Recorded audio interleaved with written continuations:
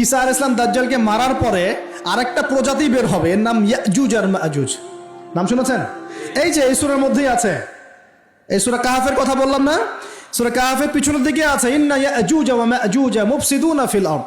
যুলকারনাইন বাদশার কথা পড়বেন, তিনি এই যে দেয়াল নির্মাণ করে দিয়েছিলেন লোহা এবং তামা দিয়ে, মনে আছে, পড়েছেন? আচ্ছা, এই ইয়াজুজ আর মাজুজ যখন বের হবে পৃথিবীর পানি খেয়ে শেষ করে ফেলে দিবে একেবারে। এর এত বেশি হিংস্র হবে যে এদের সাথে লড়াই করার মতো ক্ষমতা কোনো মানুষেরই থাকবে না। এমনকি ঈসা আলাইহিস সালামেরও নয়। ঈসা আলাইহিস সালাম তুর পাহাড়ে চলে যাবেন মুসলিমদেরকে নিয়ে, তুর পাহাড়ের ভিতরে মুসলিমরা সেখানে লুকিয়ে থাকবে, পৃথিবীর মেসাকার অবস্থা হয়ে যাবে, পৃথিবীর পানি খেয়ে শেষ করে ফেলে দিবে, একদম হিংস্র প্রজাতি। তখন ঈসা আলাইহিস সালাম আল্লাহর কাছে দোয়া করবেন, আল্লাহ এই বিভৎস এই জাতিকে ধ্বংস করো। আল্লাহ রাব্বুল আলামিন তখন ওই ইয়াজুজ আর মাজুজের এই কাঁধে, ঠিক কাঁধের মাঝখানে একটা ভাইরাস জন্ম দিবেন। কি জন্ম দিবেন? ওই যে বলি না মহামারীর ভাইরাস, অমুক ভাইরাস তমুক ভাইরাস, এই ভাইরাস আরও সামনে আছে বাকি এখনো। ওই ভাইরাসে, ওই পোকায়, ওই ব্যাকটেরিয়া বা যেটাই হোক আল্লাহ পাক যাই দিবেন, এতে করে ইয়াজুজ আর মাজুজের পুরো প্রজাতি ধপ ধপ ধপ করে মারা যাবে। মানে এটা ছোঁয়াচে রোগ হবে। কি রোগ হবে? ছোঁয়াচে। ঠিক যেমন আমরা একটু করোনা দেখলাম না, একজন থেকে আরেকজন, একজন থেকে আরেকজন, এরকম জিনিস চলবে আরো বিশ্বে। আর এখনকার নতুন রিসার্চ হচ্ছে ওই সাইবেরিয়া অঞ্চলের যে বরফগুলো আছে না, ওর নিচে এই 1 লাখ বছর, 1.5 লাখ বছর, 2 লাখ বছর আগের ভাইরাসগুলো নতুন করে জায়গা শুরু করেছে এখন। হ্যাঁ, এগুলো বিজ্ঞানীরা বলছেন যে এগুলো আবার কোন দিন জানি পৃথিবীতে আত্মপ্রকাশ করা শুরু হয়। সব কিছুই ঘটবে। বিশ্বটার খুব রহস্য আছে, বিশ্বটার অনেক রহস্য আছে। আল্লাহ পাক এগুলো খেলার ছলে সৃষ্টি করেন নাই, পরীক্ষা। লিয়াবলুয়াকুম আইয়ুকুম আহসানু আমালা, আল্লাহ পাক বলেছেন। এরপরে ইয়াজুজ আর মাজুজের সব প্রজাতি মারা যাবে। নবীজি বলছেন জমিনে কোনো জায়গায় ফাঁকা থাকবে না, সমস্ত জায়গাতেই ওদের দেহ পড়ে থাকবে। আল্লাহু আকবার। এরপরে ঈসা আলাইহিস সালাম আল্লাহকে বলবেন, আল্লাহ জমিনটাকে পবিত্র করে দাও। আল্লাহ পাক কি করবেন জানেন? বড় বড় নখরওয়ালা, বড় বড় নখ আছে, নখ দেখেছেন? বড় বড় নখ, বড় বড় নখওয়ালা একটা স্পেশাল প্রজাতির পাখি আল্লাহ পাঠাবেন। কি পাঠাবেন? পাখি। এটা কোন পাখি, কি নাম আমরা জানি না। ঠিক এরকম করে এই এক শ্রেণীর পাখি আল্লাহ পাঠাবেন যাদের নখগুলো খুব বড় বড় হবে, বিশাল বিশাল নখ। এই নখগুলো দিয়ে তারা দেহগুলোকে উঠাবে, উঠিয়ে নিয়ে কোথায় যে ফেলে দেবে আল্লাহ ভালো জানেন। সুবহানাল্লাহ, আল্লাহু আকবার। আল্লাহ পাক বিশ্বে কত কি বাকি রেখেছেন এখন। এরপরে আল্লাহ পাক কি করবেন জানেন? আল্লাহ পাক বৃষ্টি বর্ষণ করবেন। এত বেশি বৃষ্টি হবে, এত বৃষ্টি হবে, জমিন ধুয়ে পরিষ্কার হয়ে যাবে। হাদিসে আসছে জমিন একদম চকচক করবে, জমিটা পরিষ্কার হয়ে চকচক করতে থাকবে। এরপরে কারণ ওই ভাইরাস তো ধুইতে হবে না, ভাইরাসকে ধুয়ে সাফ করতে হবে। তারপরে ঈসা আলাইহিস সালামের সময়ে বলা হচ্ছে, তার সময়ে একটা ডালিম, ডালিম দেখেছেন কিনা? আনার ডালিম, এই ডালিমের যে খোসা হয় না, এই ডালিমের খোসার নিচে একটা পুরো পরিবার আশ্রয় নিতে পারবে। কি বুঝলেন? এত বড় বড় ফল হবে, এত বরকত হবে জমিনের মধ্যে। কখন বরকত হয়? যখন একটা জনপদের অধিবাসীরা আল্লাহর সামনে আত্মসমর্পণ করে, তখন আল্লাহ বরকত দেন। আমরা কি আত্মসমর্পণ করছি?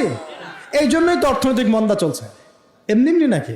সুদ খাচ্ছেন, দিব্যি ঘুষ খাচ্ছেন, দুর্নীতি করছেন, জেনা করছেন, মানুষের সম্পদ আত্মসাৎ করছেন, মাপে কম দিচ্ছেন, আবার নামাজও পড়ছেন, মাশাআল্লাহ। তো বরকত কোত্থেকে আসবে? তো বরকত কখন আসে? যখন একটা কওম আল্লাহর সামনে সম্পূর্ণ আত্মসমর্পণ করে। একটা ডালিম হবে, এটা রূপকথা নয়, এগুলা গাল গল্প বলছি না। এই প্রতিটা কথা আল্লাহ পাকের ওহী থেকে আসছে, এর একটা কথা মিথ্যা হবে না ইনশাআল্লাহ তাআলা। বিশ্ববাসীরা দেখবে একটা ডালিমের নিচে একটা পরিবার আশ্রয় নিতে পারবে। এত স্পেসিফিকলি বলা হয়েছে হাদিসগুলোতে। নবী সাল্লাল্লাহু আলাইহি ওয়াসাল্লাম বলেছেন যে 10 জন ঘোড়সওয়ার, কয়জন ঘোড়সওয়ার? 10 জন ঘোড়সওয়ার বের হবে ইমাম মাহদির সময়, যারা খোঁজ নিতে যাবে যে দেখি দাজ্জাল বের হয়েছে কিনা। ঘোড়ায় করে খোঁজ নিতে যাবে, দেখি দাজ্জাল বের হয়েছে কিনা। ওই 10, নবীজি বলছেন আমি ওই 10 জনের নামও জানি, ওদের বাবার নামও জানি। সুবহানাল্লাহ, এত স্পেসিফিক জ্ঞান দেয়া হয়েছে আল্লাহর পক্ষ থেকে নবী সাল্লাল্লাহু আলাইহি ওয়াসাল্লামকে। তার হাদিস থেকে বলছি যে ডালিমের নিচে পরিবার আশ্রয় নিতে পারবে। তো অনেকে হয়তো হাসবে, কি বলে একটু উল্টা পাল্টা কথা, তাই না? নাস্তিকরা মনে করতে পারে যে হাসবে, আরে হাহারি এক দিয়ে রেখে দেবে। এখন মানুষ ফেসবুকের মতো চিন্তা করে, ফেসবুকের মতো হাসে, ফেসবুকের মতো কাঁদে। মানুষ এখন রোবটিক হয়ে গেছে। ঠিক আছে, আচ্ছা। তো এরপর কি? এরপরে বরকতের এই সময়টা শেষ হয়ে যাবে কখন? যখন মানুষ আবার সেই জেনা, পাপ, শিরিক, কুফর এগুলোতে লিপ্ত হবে। আল্লাহ রাসূল বলছেন এমন একটা মানুষও বাকি থাকবে না, একটা মানুষও না যে খালি লা ইলাহা ইল্লাল্লাহ কালিমাটা পড়তে জানে, এমন একটা মানুষও বাকি থাকবে না। বলেন নাউজুবিল্লাহ। ওরা হবে এই পৃথিবীর সবচেয়ে নিকৃষ্ট মানুষ। ওদের চেয়ে নিকৃষ্ট কোনো মানুষ এই পৃথিবীতে হবে না। এখনো কি এরকম সময় আসছে? আসে নাই। এখন কি লা ইলাহা ইল্লাল্লাহ আছে না? আছে, হ্যাঁ। হয়তো তার পূর্ণাঙ্গ প্রয়োগটা নাই, কিন্তু কালিমা তো আছে কি না? তখন নবীজি বলছেন এমন একটা যুগ আসবে যে লা ইলাহা ইল্লাল্লাহ বলার মতো একটা মানুষ খুঁজে পাওয়া যাবে না। আর মানুষ রাস্তাঘাটে কুকুরের মতো জেনা করবে। রাস্তাঘাটে কুকুর যেমন সঙ্গম করে না রাস্তাঘাটে, ওই রকম করে মানুষ রাস্তাঘাটে জেনা করবে। ওই সময়ে আল্লাহ রাব্বুল আলামিন পশ্চিম দিক থেকে সূর্য উঠাবেন। কোন দিক থেকে? সূর্য সত্যি সত্যি পশ্চিম দিকে উঠবে। পৃথিবী একদিকে ঘুরছে না এখন? কে জানে আল্লাহ পাক পৃথিবীর ঘূর্ণন থামিয়ে উল্টা দিকে ঘোরাতে পারেন না? অবশ্যই পারেন। আল্লাহ পাকের জন্য এটা খালি বলা, কুন ফায়াকুন, হও হয়ে যাও, ব্যাস ব্যাস। আমি কয়েকদিন আগে রিপোর্ট দেখেছি, পৃথিবীর নিচে কিন্তু আগুনের স্তর আছে। আচ্ছা, জানেন তো পৃথিবীর নিচে আগ্নেয়গিরিগুলো আছে। পৃথিবীর ভিতরেও একটা ঘূর্ণন হয়, সেই ঘূর্ণনের দিক পরিবর্তন হচ্ছে দিন দিন, এমনটা রিপোর্ট এসেছে। দেখেন, আপনি ইন্টারনেট ঘাটাঘাটি করেন, দেখেন। আর অনেকে রিপোর্ট করছে যে পৃথিবী আগে যে গতিতে ঘুরতো, এখন পৃথিবীর ঘূর্ণন গতি একটু বেড়ে গেছে। দেখেন রিপোর্ট, দেখেন। ঘূর্ণন গতি বেড়ে যাওয়ার মানে হচ্ছে টাইম দ্রুত পাস করবে। আর শেষ জামানার হাদিস এটাও আছে যে সময় দ্রুত পাস করবে, আছে না? এটা হাদিসে আসছে। তো প্রিয় ভাইরা, এই সময়ে মানুষ খারাপ হওয়া শুরু করার পরে এমন খারাপ হবে, আল্লাহর নাম নেওয়ার মতো কোনো মানুষ থাকবে না, আল্লাহ আল্লাহ বলার মতো কোনো মানুষ থাকবে না। তখন পশ্চিম দিক থেকে সূর্য উঠবে। কিভাবে কিয়ামত হবে? নবীজি বলছেন একজন ব্যক্তি পানি খাওয়ার জন্যে পাত্রটাকে মুখের সামনে নিবে, পানি গিলতে পারবে না, কিয়ামত হয়ে যাবে। নাউযুবিল্লাহ। ইযা ওয়াকাআতিল ওয়াকিআ লাইসা লিওয়াকাআতিহা কাযিবা আল কারিআতু মাল কারিআ ওয়া মা আদরাকা মাল কারিআ। আছে না? আম্মা ইয়াতাসাআলুন আনিন নাবাইল আযীম। কত সূরা আছে কিয়ামত সংক্রান্ত, পড়ে দেখেন। ইযা যুলজিলাতিল আরদু জিলজালাহা ওয়া আখরাজাতিল আরদু আসকালাহা ইযা শামসু কুবিরাত ওয়া ইযা নুজুমু কাদারাত। এই সূরাগুলো পড়ে দেখেন। আম্মা পারার শেষ পারাটা, যেটা 30তম পারা, এর সূরাগুলো পড়ে দেখেন। কিয়ামত চোখে দেখতে পারবেন ইনশাআল্লাহ। সিংহায় ফুঁক দেওয়া হবে। আল্লাহ পাকের ফেরেশতার এত ক্ষমতা আল্লাহ দিয়েছেন, একটা ফুয়ে পুরো মহাবিশ্ব ধ্বংস হয়ে যাবে ইনশাআল্লাহ।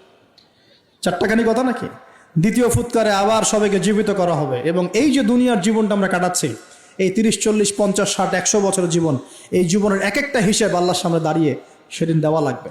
অতএব এই দুনিয়ার জীবনটাতে প্রস্তুতি গ্রহণ করি, 5 ওয়াক্ত নামাজ পড়ি, যাকাত দেই, কালিমা বোঝার চেষ্টা করি, আল্লাহ তাওহীদ শিখি, জানি, বুঝি, নবীর সুন্নত অনুযায়ী আমল করি, হালাল খাই, পরিবার গড়ি, মানুষকে সৎ কাজের দাওয়াত দেই, অসৎ কাজে নিষেধ করি, ইসলামকে আল্লাহর জমিনে প্রতিষ্ঠা করার চেষ্টা করি।